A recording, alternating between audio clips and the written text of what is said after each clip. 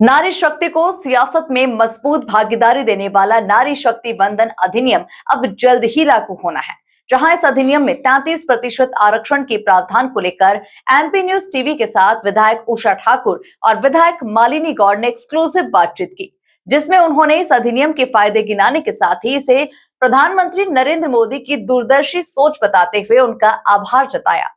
देखिए ये खास बातचीत। नमस्कार, मैं ऋषिका सिंह परिहार स्वागत करती हूँ आप सभी का एमपी न्यूज़ में। हम सब जुड़ चुके हैं और हमारे साथ है एमएलए उषा ठाकुर जी और साथ ही वरिष्ठ नेता और पूर्व महापौर रह चुकी मालिनी लक्ष्मण सिंह गौर। आइए उनसे जुड़ते हैं और जानते हैं। अभी हम सब सुने प्रधानमंत्री जी का संवाद, उसको सुनकर के मैम कैसा लगा आपको?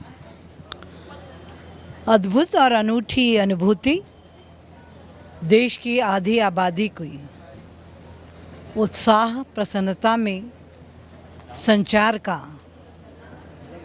काम किया इस माननीय प्रधानमंत्री जी के इस कार्यक्रम ने, और संपूर्ण मातृशक्ति उनके चरणों में प्रणाम करते हुए उन्हें कोटि कोटि धन्यवाद देना चाहती है कि आपने देश की आधी आबादी को उसकी प्रतिभा के मुताबिक कार्य करने का मार्ग प्रशस्त किया है। नारी शक्ति वंदन अधिनियम के तहत 33% जो है हमें आरक्षण दिया जाएगा महिलाओं को। मैम, आप इसको कैसे देखती हैं कि आने वाले लोकसभा चुनाव 2029 और साथ ही विकसित भारत जो 100 साल होने के बाद हम एक अनूठी पहल कर रहे हैं कि हम विकसित भारत को यहाँ ले आ सके। मैम, उसको लेकर के आपका क्या कहना है?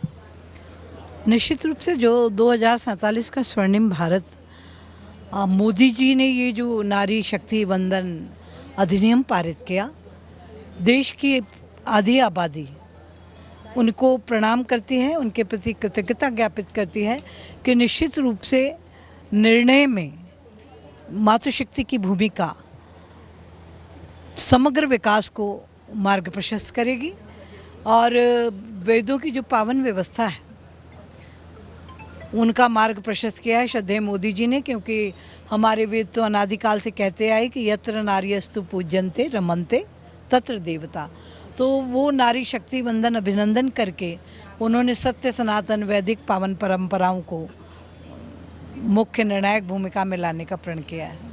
मैम, हम देखते हैं कि हमारी राष्ट्रपति द्रौपदी मुर्मू और वहीं फाइनेंशियल मिनिस्टर निर्मला सीतारमण हमारे सामने एक महिलाओं के लिए बहुत बड़ी प्रेरणा के रूप में खड़ी होती हैं। मैम, अब जब ये अधिनियम आ चुका है तो इसको लेकर के कितनी ज़्यादा उत्सुकता होगी महिलाओं के बीच?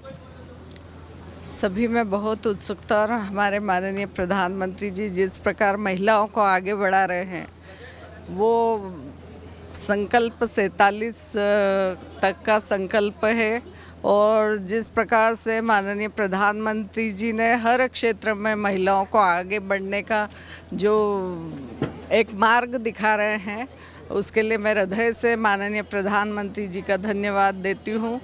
ज़मीन से लेकर ब्रह्मांड तक महिलाएं अपना परचम फहरा रही है, तो महिलाएं किसी से कम नहीं है और लगातार आगे बढ़ती जा रही है। मैम, हम देखते हैं कि ऊपरी स्तर पर तो हमें दिखती है महिलाएं, लेकिन जब हम ग्रामीणी स्तर पर जाते हैं तो महिलाओं में इतनी ज़्यादा मैम इंटरेस्ट नहीं चीज़ों को लेकर कि या उनका वैल्यू नहीं करते हैं। परिवार के जब नियम होते हैं, कानून होते हैं, उनको बनाने में उनकी भागीदारी कम रहती है। लेकिन मैम, इस नियम के बाद कितना ज़्यादा लोगों में सोच आएगी उस चीज़ को लेकर के?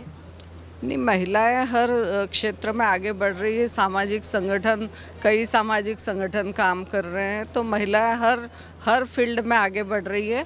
और जिस प्रकार माननीय मोदी जी नारी वंदन अधिनियम ला रहे हैं, उसमें और ज़्यादा उत्सुकता है। विधानसभा, लोकसभा और राज्यसभा में उनको भागीदारी मिलेगी, तो महिलाएं और आगे बढ़ेगी और अपनी बात कहने का एक बहुत अच्छा मंच मिलेगा, जनता की बात कहने का मंच मिलेगा। जब महिलाओं के लिए हमारे प्रधानमंत्री बैंक खुलवाते हैं, उनके खाते खुलते हैं, साथ ही उनके नाम में आवास हो जाता है, जो अपने आप में इतनी बड़ी बात है। जब मैम उनको पद मिलेगा, अधिकार मिलेगा, तो वो कैसे अपने आप को प्रेजेंट कर पाएंगी लोगों के सामने?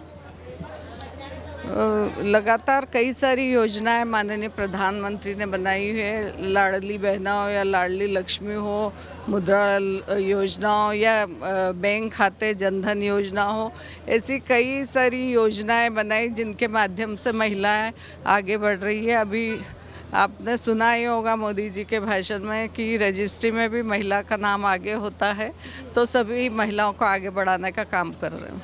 जब मैम शिक्षा हो गई और स्वच्छता हो गई, सुरक्षा हो गई, सब में हमारे प्रधानमंत्री बात करते हैं।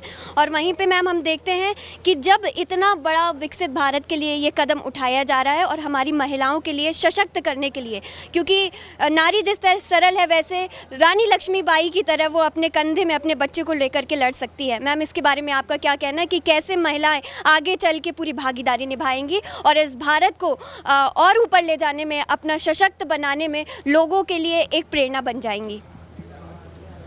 देखिए, महारानी लक्ष्मीबाई हम सबकी प्रेरणा स्रोत हैं कि उन्होंने कैसे बच्चे को कंधे पर बांधकर स्वतंत्रता संग्राम की लड़ाई लड़ी, अंग्रेज़ों को चुनौती दी।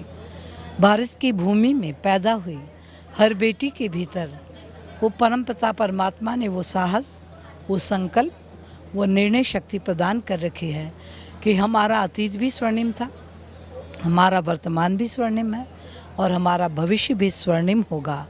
देश की मातृशक्ति इस नारी शक्ति वंदन अधिनियम के माध्यम से श्रद्धेय मोदी जी को यही धन्यवाद देना चाहती हैं। तो इसी के साथ भारत माता की, भारत माता की। और भी ऐसी ताज़ा तरीन के लिए आप बने रहिए एमपी न्यूज़ के साथ। नमस्कार।